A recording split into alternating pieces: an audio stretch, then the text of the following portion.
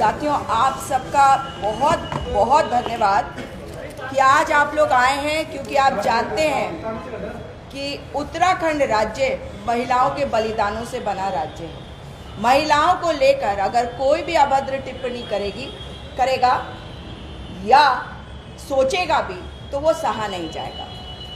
चरितार्थ करते हैं दुष्यंत गौतम और तमाम संगी, मुंह में राम बगल में छुरी। आपने देखा ही है कि इनकी अभद्रता कहाँ तक पहुँच गई है। तो इनकी ये मानसिकता संकीर्ण संकुचित ही नहीं, ये घृणित मानसिकता है। जो बात दुष्यंत गौतम ने कही, ये बताता है कि उनकी सोच क्या है। वो यहाँ के प्रभारी बनाए गए हैं और तत्काल प्रभाव से उन्हें हटाया जाना चाहिए। जेपी नड्डा जी से सबसे पहले मेरी ये मांग है। अब देखिए, वो तो एक रिपीट ऑफेंडर और हैबिचुअल ऑफेंडर है, लेकिन आपको अगर मैं इनको दिखाऊं कि किस तरह से इनके नेताओं ने आज तक महिलाओं के ऊपर अभद्र टिप्पणियां करी है, और दुष्यंत गौतम जी का ये कहना कि कांग्रेसी मंदिर में जाते हैं लड़कियां छेड़ने, ये बताता है कि वो जरूर जाते होंगे मंदिरों में लड़कियों को छेड़ने, क्योंकि आप वही कहते हैं जो आपके दिमाग में चल रहा होता है। क्या कभी कोई आरोप ऐसा लगा किसी कांग्रेसी नेता पर? मगर अगर भाजपा का नेता कहता है तो इसका मतलब है कि उन्होंने ये किया है। और मैं अगर आपको ये कहूं कि भैया आप पब्लिक लाइफ में हैं, आप अपने शब्दों की मर्यादा रखें, क्योंकि हम आज भी अपने शब्दों की मर्यादा रखेंगे, जबकि हम महिलाएं हैं, हम आहत हैं। हमारे घावों पर ये नमक नहीं छिड़का गया, ये मिर्च छिड़की गई, क्योंकि कल आपको पता है कि बिल्किस बानो के केस में किस तरह से एफिडेविट में बहुत कुछ सामने आया है। लेकिन उसके पहले मैं आपको ज़रूर बताना चाहूँगी कि किस तरह से इनके तमाम नेता हैं। भाई, वो संगी कहाँ हैं जो टीका लगाते हैं? विनोद आर्या जी, तमाम नेताओं के साथ उनकी तस्वीरें आती हैं। उनका बेटा एक रिजॉर्ट चलाता है, उनका एक दूसरा बेटा वो भी भाजपा का एक बड़ा ओहदेदार बन जाता है। तो अगर हम उनकी बात करते हैं तो वही है ना कि टीका लगा लो और महिलाओं के बारे में अभद्रता सोचो, महिलाओं का उत्पीड़न करो, महिलाओं का यौन शोषण करो। तो धर्म का नाम तो ये नहीं बता सकते, क्योंकि ये अपने आप को धार्मिक लोग बताते हैं। आज हमें इनके धर्म का पता चल गया, दुष्यंत गौतम जी ने बता दिया। संजय कुमार संगठन मंत्री कौन? संघी, जिसने अपने ही ऑफिस की एक कार्यकर्ती को, एक महिला, एक युवती को किस तरह से प्रताड़ित और उसका यौन शोषण किया, और उसके बाद उसको क्या कहा गया था? याद है आपको? भाजपा के नेताओं ने कहा था कि प्रचारक हैं तो क्या हुआ, उनकी भी शारीरिक ज़रूरतें होती हैं। तो भाई, प्रचारकों को कहो कि अब शादियां करनी शुरू कर दे, महिलाओं का उत्पीड़न बंद कर दे। दूसरे, महेश नेगी, आज तक, जैसा अभी गरिमा जी ने कहा, आज तक क्यों नहीं किया गया है डीएनए टेस्ट? आज तक क्यों बचा रही है भाजपा उनको? क्या उनको सस्पेंड नहीं करना चाहिए अपनी पार्टी से? क्योंकि ये कभी नहीं करेंगे। वो आपको याद होंगे कुलदीप सेंगर के केस में, आपको याद है दिसंबर में केस का फैसला आया था, और उन्होंने कब तक? अगस्त 2019 तक उन्हें अपनी पार्टी में बनाकर रखा था। जब कन्विक्ट होने का समय आ गया तब उन्हें पार्टी से निकाला गया। एक ऐसे व्यक्ति को जिसके ऊपर ना केवल सेक्सुअल एक्सप्लॉयटेशन, रेप का मैटर था, बल्कि पॉक्सो, आप समझ रहे हैं, ये पीडोफाइल्स है, पीडोफाइल्स अंग्रेजी का शब्द है, जो नाबालिग बच्चियों के साथ यौन करता है, यौन शोषण करता है उनका। तो आपको ये समझ लेना होगा कि भाजपाई और संघी किस तरह से ऐसे लोगों का संरक्षण करते हैं। एक पूरी लिस्ट और मैं जरूर सुनाना चाहूंगी आपको। आपको याद है अपने ही पूर्व मुख्यमंत्री जी तीरथ सिंह रावत जी लड़कियों को कैसे देखते हैं? नीचे से ऊपर देखा मैंने। मतलब एक आप में से जो महिलाएं बैठी हैं वो इस बात को समझ सकती हैं कि नीचे से ऊपर जो आदमी देखता है, हम उसके बारे में क्या सोचते हैं। फटी जीन्स देख रहे हैं मगर घुटनों से ऊपर तक देख रहे हैं। ये क्या बताता है उनकी मानसिकता के बारे में? ठीक वही कि मंदिर में जाकर ऐसे लोग जो हैं वो महिलाओं को छेड़ते हैं, लड़कियों को छेड़ते हैं। बंसीधर भगत का बयान भूल गए? नहीं भूला ना कोई, उत्तराखंड तो नहीं भूलेगा, क्योंकि हमारी नेत्री जरूर थी इंदिरा हृदयेश जी, मगर वो इस राज्य की नेत्री थी, एक बुजुर्ग नेत्री थी। और इनके बुजुर्ग कैसे होते हैं, वही मंदिरों में जाके महिलाओं को छेड़ने वाली मानसिकता वाले। उन्होंने क्या कहा था, बुढ़िया तेरे संपर्क में कौन होगा, मतलब जवान होंगे तो आपके संपर्क में होंगे, यही तो तात्पर्य था। मगर उसके बाद आ जाते हैं यहाँ से बाहर।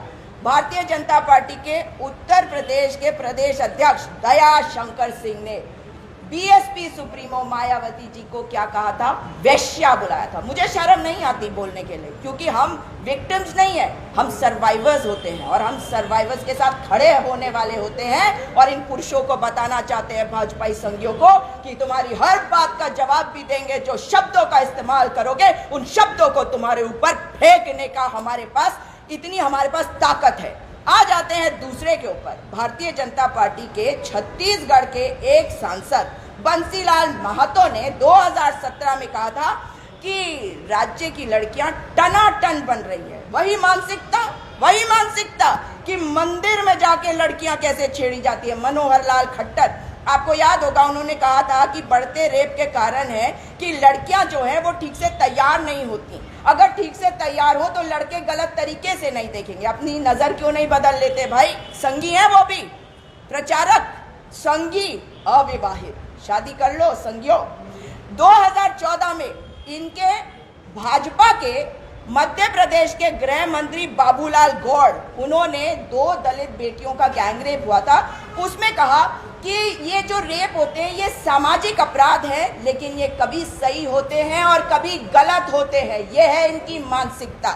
कैलाश विजयवर्गीय जी से तो आप लोग सब परिचित हैं भली भांति।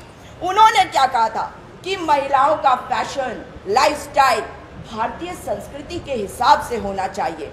उन्हें ऐसे कपड़े नहीं पहनने चाहिए जो दूसरों को उकसाए। इसका मतलब आप सोच लीजिए कि वो महिलाओं को अगर जीन्स में देख ले या वेस्टर्न कपड़ों में देख ले तो वो उकसाए जा सकते हैं। तो महिलाओं को यही कहूंगी कि संभल के जाइएगा उनके सामने।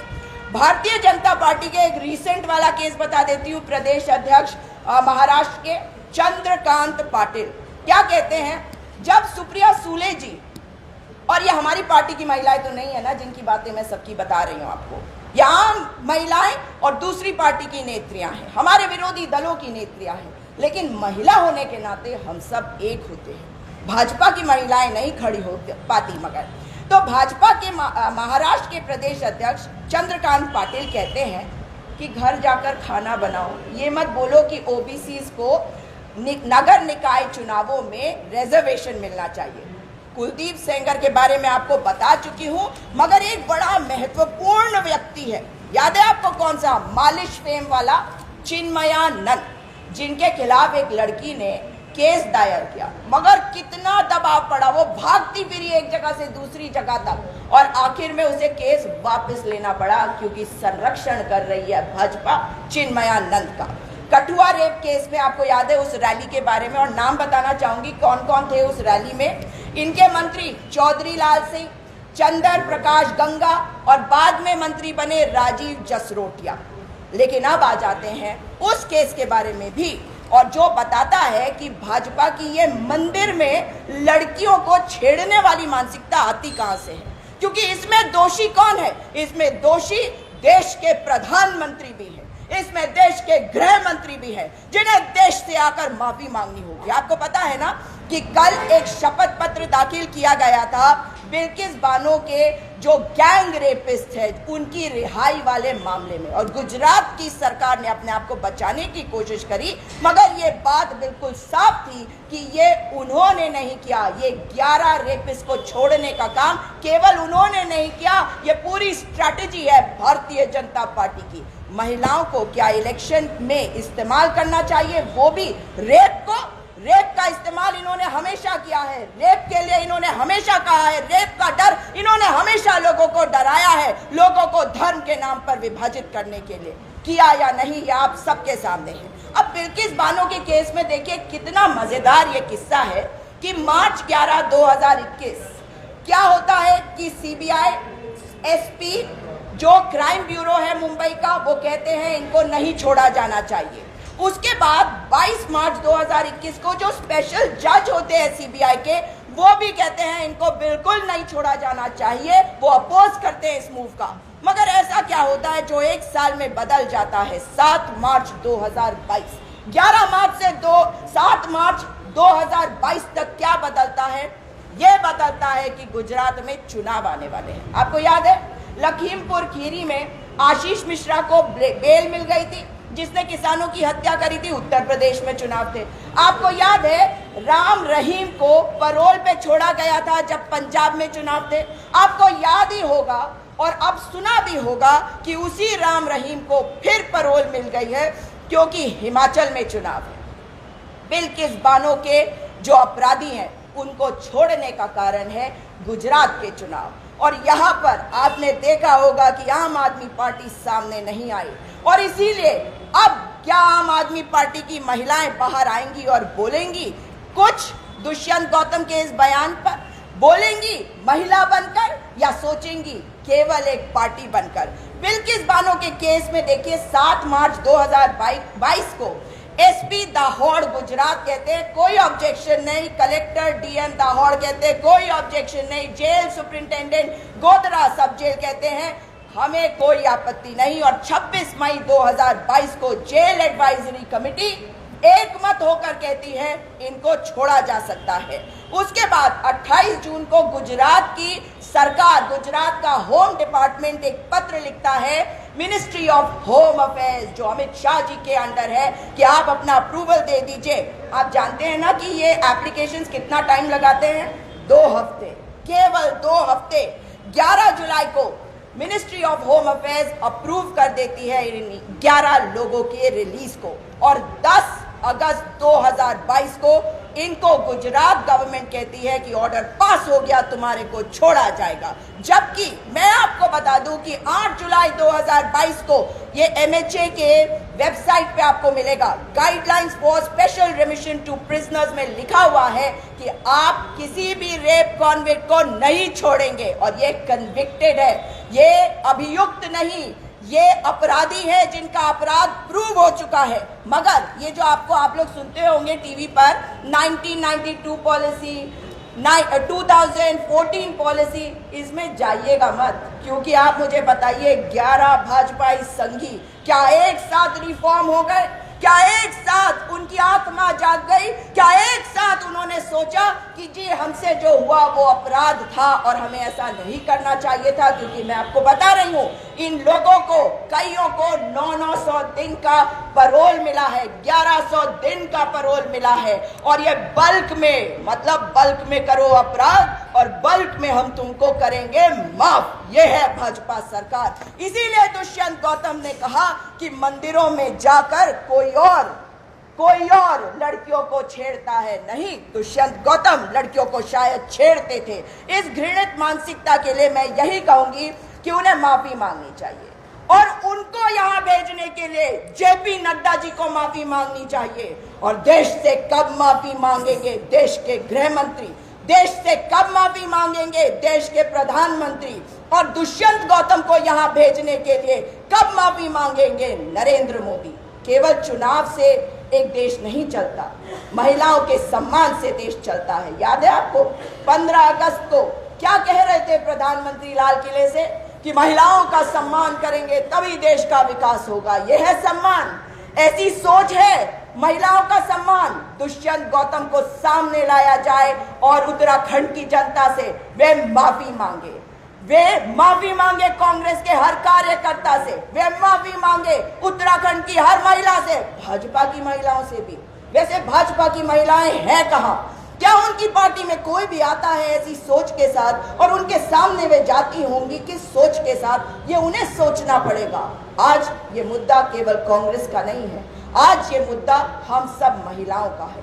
ठीक है कि आप राहुल गांधी को टारगेट करना चाहते हैं, मगर शब्दों की मर्यादा तो रख सकते हैं।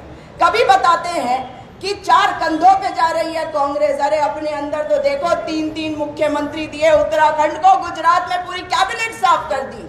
भाजपा के अंदर जो आज झगड़ा चल रहा है वो हम सबके सामने। रणनीति कुछ भी बना लो चुनावों को जीतने के लिए, सत्ता में रहने के लिए, लेकिन देश को इस तरह से अपमानित मत करो और महिलाओं को अपमानित मत करो। तो मैं एक मांग, दुष्यंत गौतम हर महिला से, हर कांग्रेसी महिला से और पूरे राज्य की महिलाओं से माफी मांगे, हर महिला से माफी मांगे और उनको यहां से हटाया जाए। ये मांगे हैं हमारी। धन्यवाद।